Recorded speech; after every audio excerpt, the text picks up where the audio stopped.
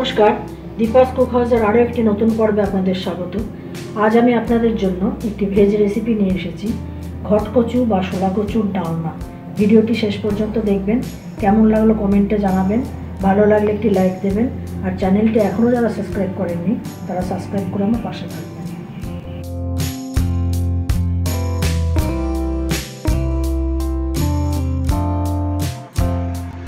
ঘটকচুর ডালনা করার জন্য আমি একটা ঘটকচু নিয়েছি, এটাকে আমি সুন্দর করে কেটে নিচ্ছি।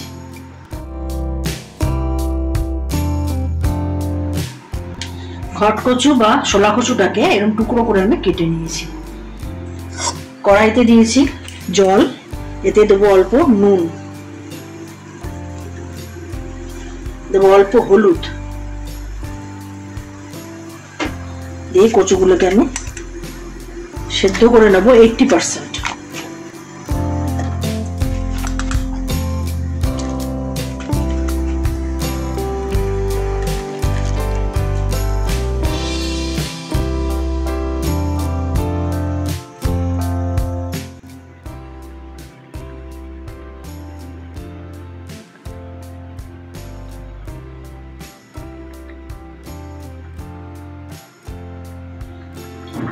কচুটা সেদ্ধ হয়ে গেছে, এটাকে আমি নামিয়ে নিচ্ছি।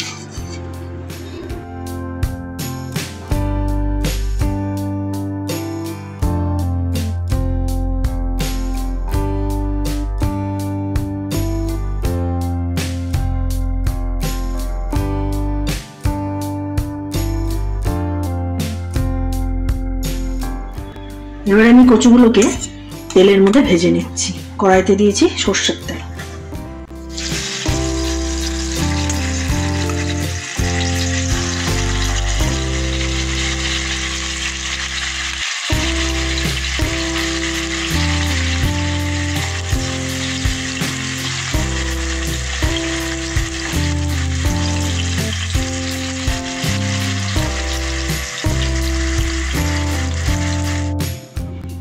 শোলা কচুটা ভেজে রেখেছি।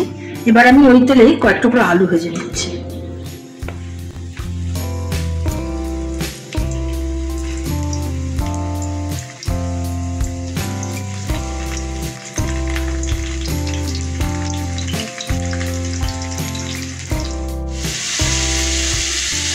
আলুটা ভাজা হয়ে গেছে, এটা নামিয়ে নিচ্ছি। এবার সেই তেলেই দেবো একটা তেজপাতা, দুটো শুকনো লঙ্কা আর অল্প একটু সাদা জিরে।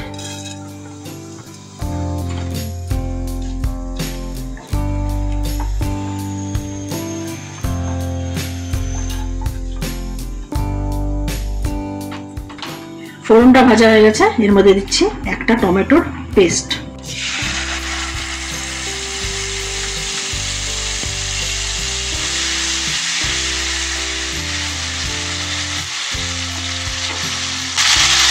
দিচ্ছি জিরের গুঁড়ো 1 চামচ, হলুদ গুঁড়ো 1 চামচ, লঙ্কার গুঁড়ো 1 চামচ, আন্দাজ মতো দিচ্ছি নুন। এটাকে ভালো করে কষাবো।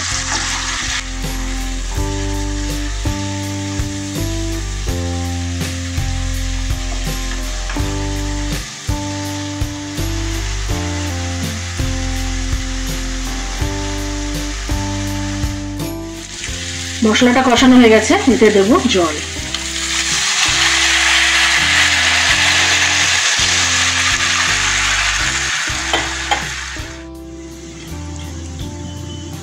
ঝোলটা ফুটে উঠেছে, এবার এর মধ্যে আলুগুলোকে প্রথমে ছেড়ে দেবো।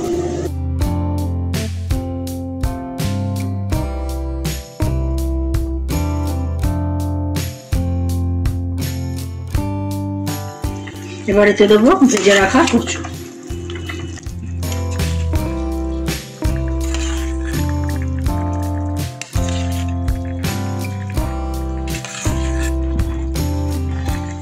এটা ঢাকা দিয়ে কিছুক্ষণ ফোটাবো।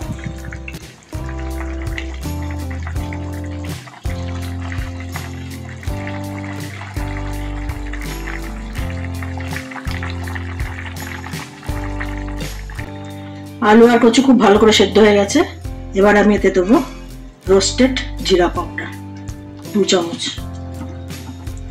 জিরে ভেজে গুঁড়ো করা,